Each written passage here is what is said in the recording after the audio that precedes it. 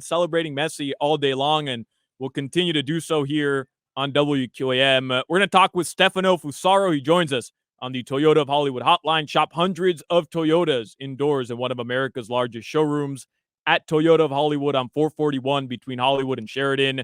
Stefano Fusaro is the host and commentator for the MLS on Apple TV, and he joins us now here on 560 WQAM. Stefano, what else is there to say about Lionel Messi and Inter Miami? Because at this point, they're not going to lose a game. That's where I'm at this point. They're going to run through the MLS. They're going to go 12-0 in their final 12 games. They're going to win the U.S. Open Cup final. Am I crazy for thinking that at this point? I mean, what we're seeing on the field, no, you shouldn't. I guess the only thing I'll say is they're not going to go 12-0 because Messi's going to have to miss one game. Correct.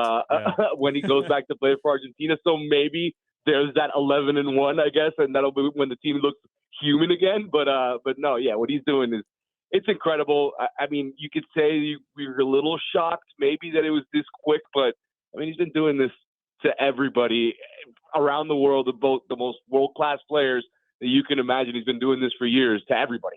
So, is it that shocking? Probably not. Well, that's what I was going to ask you, Stefano. I know everybody had high expectations for this and what it would look like, but there are also people wondering if the guys that were already here would be able to even play with him and match his level. Right. It has to have exceeded even the highest expectations so far, no? Like, nobody could have foreseen it have been this good. And it almost is like they haven't really needed the time to gel. They just have. I think having Messi on the field is like having another coach. And I think that it's elevated everybody else around him. And I think that's what kind of made this thing work so well from the beginning. Just because, I mean, you got Robert Taylor, who looks like Angel Di Maria out there during the Leagues Cup, which was wild.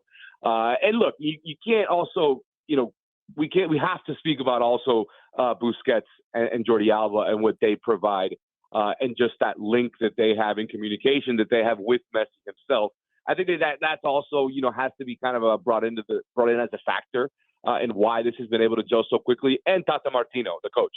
I think that having an experienced manager who's coached these three guys before, they know what to expect from him. They can help the other players on the field get into the spots and get into the positions that they need to succeed. I think that all of that together is kind of the perfect storm for this to just go so well. And obviously, Messi's brilliance goes a long way to help that as well. Again, Stefano Fusaro, you can follow him @S_Fusaro on Twitter. He's always tweeting along the Inter Miami games, and he's just an excellent follow, especially for any soccer fan. He is a Boca Juniors fan. I don't want to get into that now, Stefano. We got your guy Cavani, man. Come on. I know, but you also eliminated my Nacional team from the Copa Libertadores. Yeah. So, Sorry. but Stefano, going back to Tata Martino, I mean, you talk about Messi being another coach on the field and Busquets and Jordi Alba as well. But yesterday, I was kind of not taking shots at Tata Martino, but I was just kind of questioning. He was taking shots. I just questioned, changing the formation. He's known for playing a 4-3-3, never deviated, it seemed like, in his other stops as manager. And then yesterday, you're going up against FC Cincinnati. You come out with the 5-3-2. You have an extra defender. You've changed Leo Campana in the starting 11 for Josef Martinez. Was it just him trying to be cute? Or the strategy behind it? Was it just the right way to approach going up against FC Cincinnati? It all worked out in the end, obviously, but I did think it took Inter Miami a little bit longer to really settle and play their game because of that lineup formation. I mean, I think, look, the goals didn't come till after he changed formations. Right. So without a doubt, there was a formation change and it didn't work. I think a lot of that had to do with rotation, with having to rotate. These guys have played a lot of games in a very short period of time. And Tata Martino said himself, he hasn't really had an opportunity to really implement the tactics that he wants because they've kind of just been in a mode where it's game, recover, one training session, game. And it's kind of just been so much for these players. I think part of that was a little bit of rotation and trying to get some guys a little bit of rest and not having to play 90 minutes, which at the end of the day, they still ended up playing an extra 30, last night. So that didn't help out when that comes, because obviously they have a game this Saturday up here by me at Red Bull Arena for the regular season. So there's not a lot of time to rest. So I think part of that was trying to rotate some players, get some guys a little bit of a rest. But also, trying something new, see what would work. And obviously that didn't. And when they went back to their 4-3-3, I think what we're going to see with Messi a lot is if they're having trouble scoring, if they're having trouble finding space, you're going to see Messi drop back into the field a little bit to try to pick up some passes. That's what he started doing late in the game last night. And that's why he got that game-tying assist, because he was dropping back, realizing he wasn't having a lot of space to get his shot. And that's him reading the game. And I think that's, also going to help a lot when there is some type of rotation, because guys just look, they need a rest. There's a lot of games coming. And it's tough. It's tough to play 90 minutes and now 120 when you're trying to kind of get your legs under you. Stefano, correct me if I'm wrong here, because I've kind of been, I don't know if bothered is the right word, but I've noticed a lot of people chalking up these Messi performances to just, he's going up against such low talent defensively against him that he can just do whatever he wants. And obviously sometimes it may look like that because he's Leo Messi, but I see the assist on the tying goal last night, and I think to myself, what back line, what defenders anywhere are stopping that or defending that well? So how much of do you think his success so far is that he's playing against such inferior competition, which obviously it's a lower level to what he's played before, no doubt, or how much of that is just him being him? I think it's a little bit of both, but those guys can go, for lack of a better term, they can go kick rocks, because I mean, look, he's doing it. Look, if you saw that Nashville goal, there was 5 guys. Like there's nothing Nashville could have done to defend that goal, to defend that shot any better than they did. Walker Zimmerman even gets a touch on the ball before Messi is still able to control it and one time in a corner. I mean, that one's ridiculous. The one yesterday as well. I mean, look, you could say maybe the defender let Campana get on his backside a little bit. Still, the ball was absolutely perfect because it's right above the defender's head, between the goal and right on Campana's forehead. I mean, it couldn't have been any better either.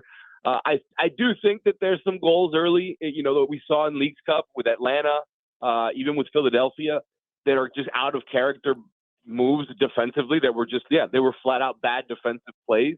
And you're going to get some of that in MLS because, let's be real, the teams that are spending on MLS are spending in the midfield and in attack. They're not spending in on quality players in defense. A lot of defenders that you have in the league are homegrown players, kids that have kind of grown up and become what they are.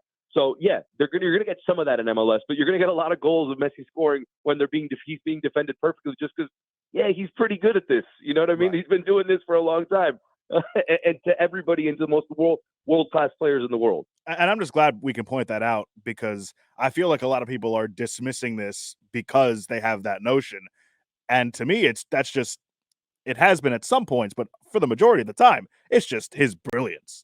It's the easy take though, right, Stefano? Because you have people who haven't really tuned into MLS in quite some time, and their perception of this league is the same of what it was a decade ago or 15 years ago, when the MLS was a low quality league prior to Beckham's arrival and prior to some of the other signings, and people just haven't tuned in. So, the context isn't there for them. This is a league that's growing. I'm not comparing it to, the French First League or La Liga. I'm not going to do that. But even that Nashville goal that you bring up and you say he makes the move around Walker Zimmerman. I mean, that's a player who has 40 plus caps, who started World Cup games for the United States. Like, this isn't me playing futbolito that Messi's getting around. Like, he's getting around maybe not the highest quality defenseman in the world, but still a defender who has World Cup experience as a starter.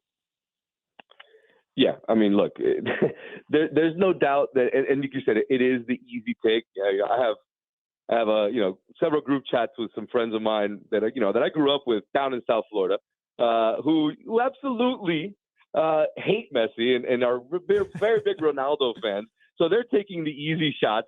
They're taking the easy shots at MLS that way. But look, the reality is, this league about 10 to 15 years ago put a ton of money into their youth systems. And you're seeing the fruits of that now with the U.S. men's national team. But you're also seeing that in MLS where you're getting a lot of guys that have been taught and have been trained the right way to play. And you're getting a lot of homegrown kids. Maybe, of course, we know about the ones that have gone over to Europe and become superstars, and are playing in the World Cup. But you also just are getting a lot of guys being developed here that are career MLS guys that are solid soccer players. That is what's really built this league now to be respectable and to be a league that you can compare to, to a league in Europe, a Scotland, even a Belgium, some of the mid-tier leagues in Europe. You can absolutely compare Major League Soccer's quality to those leagues, and I think it's due to that, and obviously spending on players in South America has also been massive for this league, and you're seeing the fruits of all that now. Especially for Inter Miami, other than Lionel Messi. I mean, a lot of their talent right now has been Leo Campana, for example, from Ecuador, right. and we could cite some others. Speaking of other players on this club besides Lionel Messi, you mentioned Robbie Taylor looking like Angel Di Maria. I know Taylor Twellman yeah. on Apple TV, he made that comparison and told him when they talked to him after the game that he looked like Di Maria. But who's really stood out to you? Because yesterday I was calling for the city of Key Biscayne to rename Crandon Park to Kremaski Park. Like, who's it been? You could make the case that Drake Callender was the League's Cup MVP despite Messi's brilliance. Like, who are you most surprised of from this Inter Miami club that's really stepped up their performance playing alongside the big three? Yeah, look, I think that Drake, I'm not really surprised. We've seen this. He's been a keeper that's been very, very good. And is only going to get better. So I'm not super surprised by him. Benja Kremaski's they've tried to take him out of the lineup. And I'm with you on the let's rename Key Biscayne over there for something for the Kremaski family. But he's been incredible, man. I mean, like, you see him in midfield just being able to make a difference in this team, being able to grab possession, being able to make the turns at the right time. But somebody that we just got a glimpse of just now in this last game against Cincinnati is Facundo Farias. And just from being a soccer sicko and an Argentine that watches, the league over there, Facundo Farias is a baller. And I think we're going to see that this season, especially when they're going to start rotating players. Robert Taylor, they kind of play the same position. So, there may be some rotation there, but that might be for the better. But I think we're going to see Farias is one of our new U22 signings that just arrived, man. He's the truth. And I think we're going to see that real soon, especially when he's playing alongside Messi. Again, follow Stefano Fusaro on Twitter. Watch him on Apple TV, their MLS coverage. When is your next assignment, Stefano? I will be on Saturday. Saturday and Sunday. We got all the pregame shows and the postgame show. I'll be on the Spanish side this weekend nice. For all the MLS games, including Messi against Red Bulls. So it'll be fun. Nice. So just going into Messi's debut in MLS, we had and you had discussed, the amount of games that they played going into yesterday. That was a big talking point. FC Cincinnati hadn't played nearly half the games that Inter Miami did over the month of August. Now their MLS schedule kicks in. Would you expect Tata Martino and Messi, maybe Busquets and Jordi Alba to come off the bench? Maybe not Saturday against New York Red Bulls, but throughout the rest of their 12-game MLS season, considering the U.S. Open Cup final as well. You mentioned Messi has to go play for Argentina also. Like, are we going to see Messi just kind of go full throttle here, play 90 minutes every game, or do you think there will be more of a process to allow players to rest a little bit more? I know if it were up to him, he'd play every single game, every single minute, because he's expressed that before. But no, look, especially coming off what Tata said last night, they're really going to have to, after the game, he said they're really going to have to look at how they handle these next 3 games. These guys' legs are dead, and now they have a game Saturday, a game Wednesday, and a game Sunday, next Sunday.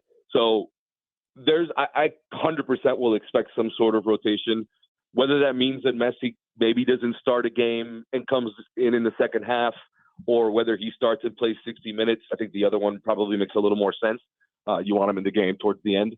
So I do definitely expect some sort of rotation, just because these guys aren't going to be able to keep this level going, and these games are important to make the playoffs. They're in a position where they got to win. Probably at least 8 of these next 12 games and probably not lose more than 2. And like I told, Messi might not be there for 1. So you know what I mean? Like they're really going to have to try to rotate and figure out how they're going to be able to play this. But I don't think they can afford to sit any of these guys, any of the top 3 guys, for a full game. I don't think that they're going to be able to afford that. Stefano, all of us have a very good mutual friend, Chris Whittingham. And I'm curious, you've been in sports media for a long time. You've heard a lot of takes. I'm wondering, what's the worst take that you've ever heard, and why is it Whitty's take about Matthew Tkachuk? I mean, there is no other worst take in the history of South Florida sports. Let's be real. South Florida sports, in the world in general. In the world in general, yeah. His hatred for Matthew Tkachuk is still something that I will never understand. And the worst part is that he has 100% said that he is dug in on this till the end of that contract. So we're going to have to deal with that for a while. And I can't wait till next season so we can continue to throw it in Whitty's face. There's nothing that makes me happier. Going to beat him into submission over it.